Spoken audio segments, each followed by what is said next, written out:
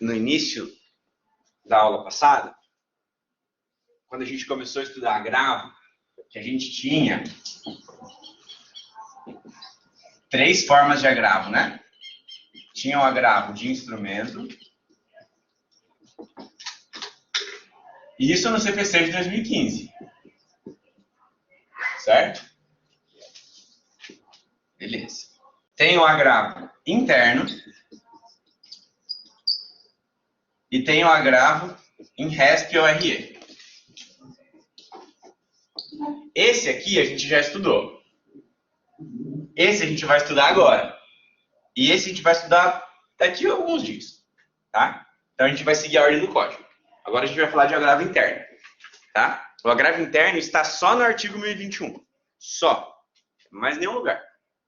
Tá? Só tem esse artigo para retratar esse recurso. Tá? Artigo 1021. A gente já tem um bom indício, né? Observadas as regras do regimento interno. Ou seja, cada tribunal pode ter uma forma de tramitação diferente, tá? Mas as regras gerais estão aqui no CPC. Nós temos o prazo de 15 dias para o agravo interno, tá? Esse prazo ele foi unificado pelo CPC de 2015, porque no código anterior, cada tribunal tinha o teu prazo. E aí o novo CPC fez o quê? Chegou e falou, ó, eu vou fixar o prazo, e é de 15 dias e agora acabou. Unificamos os prazos de 15 dias. Tá? Então são 15 dias úteis. Os nomes que nós chamamos ainda é agravante e agravado. Tá? E por que o nome interno? Por que não é um agravo interno? O agravo de instrumento é porque a gente forma um instrumento do nosso processo que está aqui em primeiro grau e leva para o segundo grau. Por isso que ele é instrumento. Né? E por que o nome desse recurso é agravo interno? Porque é um recurso... Pode falar. Porque é um recurso feito da decisão do relator? Aí você manda para o PJ em si para a Câmara analisar? É exatamente isso. Porque ele fica interno. Ele fica ali. É interno. Ele não sai. Tá? Fica interno no tribunal. Tá? É um agravo interno porque ele fica interno no tribunal. Isso mesmo. Cabimento, então. Esse que é um dos pontos importantes. Qual que é o cabimento do agravo interno? Ele é cabível contra qual tipo de decisão? Decisão proferida pelo relator. Esse é o cabimento dele. Decisão proferida por relator. A decisão monocrática. Toda decisão do relator ela é monocrática. Não tem como o relator dar uma decisão colegiada, porque ele só consegue decidir por ele. Certo? Então a decisão dele é monocrática. Então é para as decisões monocráticas do relator. Tá? Olha só. Olha para mim no quadro como que faz todo sentido. Como que faz todo sentido o agravo interno. O tribunal ele é composto de várias câmaras cíveis. Certo? Cada câmara cível tem quantos desembargadores?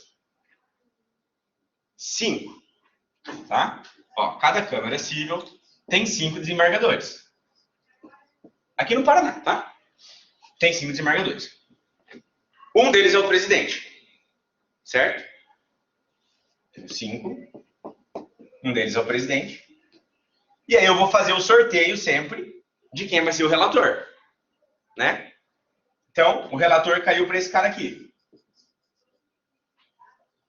Os outros 2 vão ser os desembargadores que nós chamamos de vogais, que vão compor o voto para dar um voto colegiado, certo? Se esse carinha aqui, relator, decide sozinho alguma coisa, eu posso recorrer? Posso. Aí eu faço o agravo interno e vai para onde? Para a Câmara decidir. Então, o ACO é o relator e o ADQUEM é a Câmara. Os pares dele. Os pares dele. Exatamente. Por isso que o nome é agravo interno. e porque ele fica ali, né? Então é assim que funciona o agravo interno, tá? Quais decisões o relator pode dar? Primeiro, quem faz o juízo de admissibilidade do agravo de instrumento? Agravo de instrumento. A de quem? A de quem? É o protocolo direto aqui no tribunal, né? Lembra que aqui não teve contra-razões ainda, né?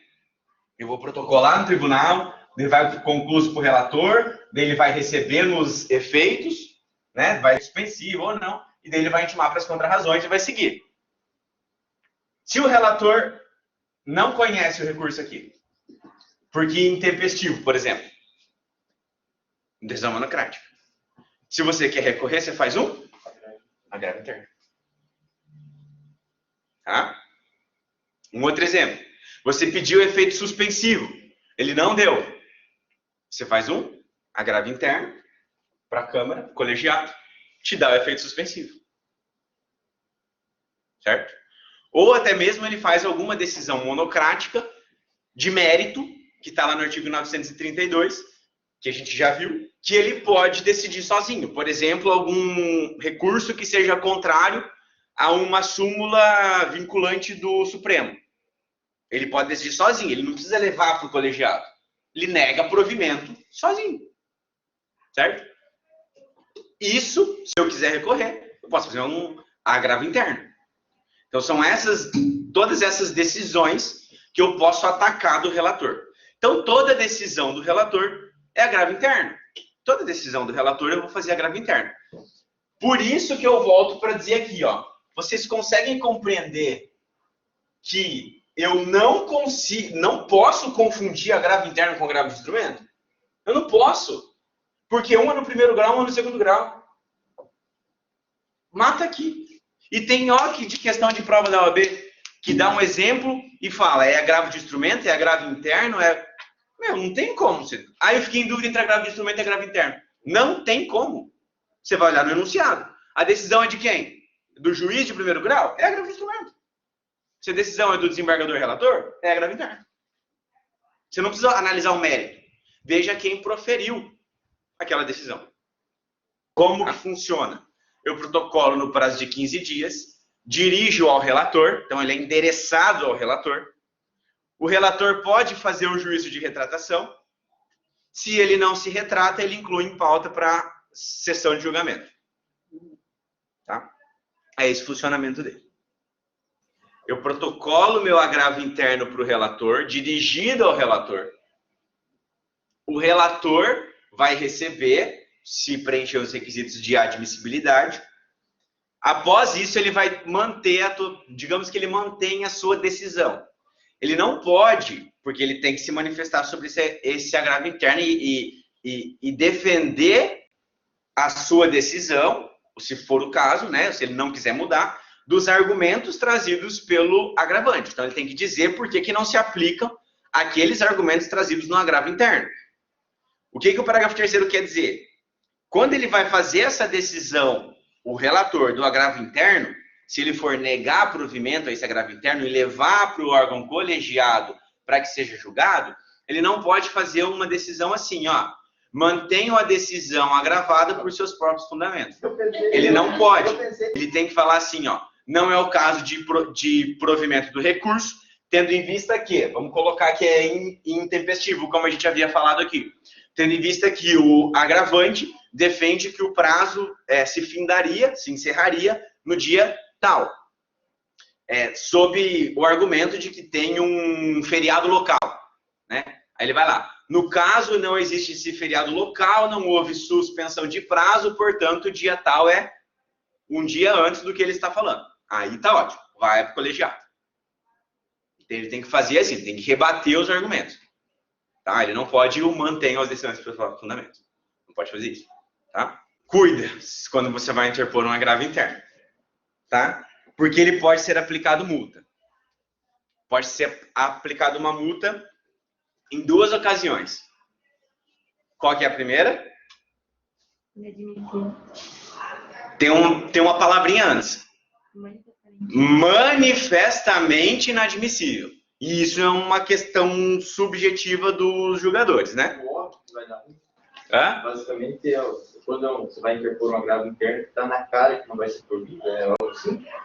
Quando os desembargadores, componentes do órgão, entendem que você está fazendo, que você usou um recurso que era manifestamente inadmissível.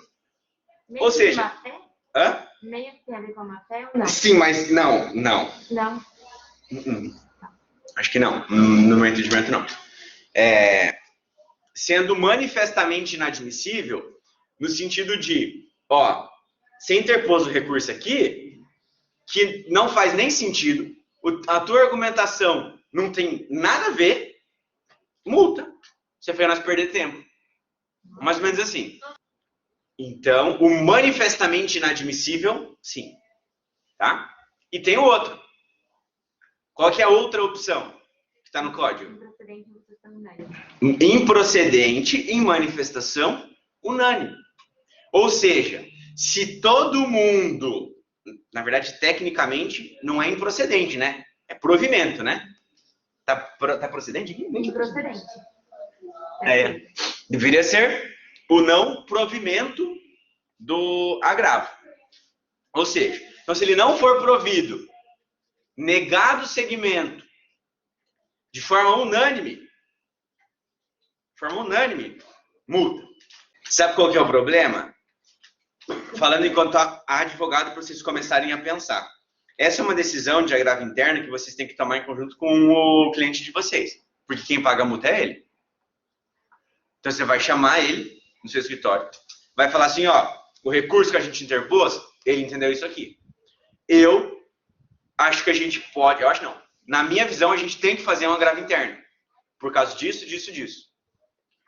Só que qual que é a consequência? Se eles entenderem que é manifestamente inadmissível, que eu acho que não vai ser, ou se eles entenderem que ele for negado o provimento de forma unânime, que pode acontecer, a gente vai ter que pagar uma multa. Aí lá, valor da causa, 100 mil, multa de 1%. Mil é milão de multa. Você quer correr o risco? Vamos fazer isso? Uma advocacia no tribunal é um pouco diferente da nossa advocacia de primeiro grau. Da nossa não, da advocacia de primeiro grau. Os desembargadores costumam receber os advogados com mais facilidade. Então você... se bem que... Hã? Eu achei que seria o contrário. Não. Nossa, lá no tribunal você entra, toma café, conversando da vida. Aí ele fala, doutor, por que você acha que tem que prover? Isso é boa. Eles são bem mais acessíveis. Então o que você tem que fazer? Você tem que... Isso aqui é muito prática, tá? Você tem que ligar para a assessoria, marcar um horário e conversar com eles. Então, por exemplo, se você interpôs o teu agravo interno e vai ser julgado por esses dois caras aqui, você tem que ir nesses dois caras e conversar e explicar por que o teu agravo interno tem que ser provido. A gente não pode ser... A figura do advogado e da advogada, né, é uma postura ativa. Você tem que ir atrás das coisas. Você defende o teu cliente. Porque para você pode ser cristalino. Você pode dar claro, é nítido que isso aqui foi errado. Mas aí você vai ter sempre o risco de eles entenderem que não. É aí que entra o advogado. O teu papel enquanto advogada é convencer eles de que você está certa. Você precisa convencer eles. Assim como vocês têm que me convencer de uma resposta que vocês colocaram na prova. Que ela está certa. Me convence. Se vocês não podem, se vocês forem advogados, vocês não podem ficar submisso a entendimento de juiz e de desembargador. O teu trabalho é convencer ele do contrário. Esse é o teu trabalho. Tá, e aí para fechar a questão do agravo interno, o parágrafo 5º ele vai dizer o seguinte: se eu for condenado a pagar essa multa, e eu quiser interpor um outro recurso, para eu interpor qualquer outro recurso, eu preciso pagar essa multa. Ou seja, a interposição de qualquer outro recurso fica condicionada ao pagamento dessa multa, salvo o beneficiário de justiça gratuita e as entidades que têm isenção de custos, né? Então, assim, pensa comigo. Você fez um agravo de instrumento aqui, não foi conhecido por intempestivo, você fez um agravo interno, ele foi declarado manifestamente inadmissível e você foi condenado a pagar 1% de multa. Teu processo está em primeiro grau, né? Tá aqui. Se você não pagou essa multa, quando tiver a sentença e você for querer interpor a apelação, você tem que pagar essa multa para daí o teu recurso de apelação ser conhecido. Professor, mas ele pode ficar perdido aqui, né? E os desembargadores nem verem que tem uma multa lá. Pode. O papel, agora o teu papel enquanto advogado do recorrido, tem uma multa. Ele não pagou. Primeiro ele paga. Depois você analisa o recurso. E você faz isso aonde? Nas contrarrazões. Então, assim, o que vocês precisam começar a visualizar na cabeça de vocês? Eu estou defendendo quem? O meu cliente, que é o réu. O que o réu quer? Que seja julgado improcedente. Você vai focar nele. Eu estou defendendo quem? O autor. O autor quer o quê? Rescindir o contrato. Você vai focar nele, no processo inteiro. Você é o juiz, você não vai focar em ninguém. Certo? Você vai ficar paradinho, olhando mais ou menos como as coisas vão. Tá? Então, basicamente, essa é a diferença. Eles vão executar essa multa. Você tem que pagar essa multa. E da fazenda pública, por que ela tem que pagar? Porque senão, PGE, PGM, Nossa, os caras montam em cima dele. eles daí iam fazer todo quanto é tipo de recurso, porque não tem risco nenhum. Por isso que eles têm que pagar, tá? E, por exemplo, mas quem paga não são eles, né? Eles não precisam falar com o cliente, né? Pra saber quem paga quem. Ô, governador, chega aí, vamos conversar. Quem paga é quem? É os trouxas aqui. Nós, contribuintes que pagamos. Como que funciona, pessoal, da multa? Então, olha só. Quando é uma multa e a parte tem justiça gratuita, ela tem que pagar a multa, mas só no final do processo. A interposição de um novo recurso não fica condicionada ao pagamento da multa. Ela recolhe no final do processo. Tá? Interna é isso. Fechamos, tá?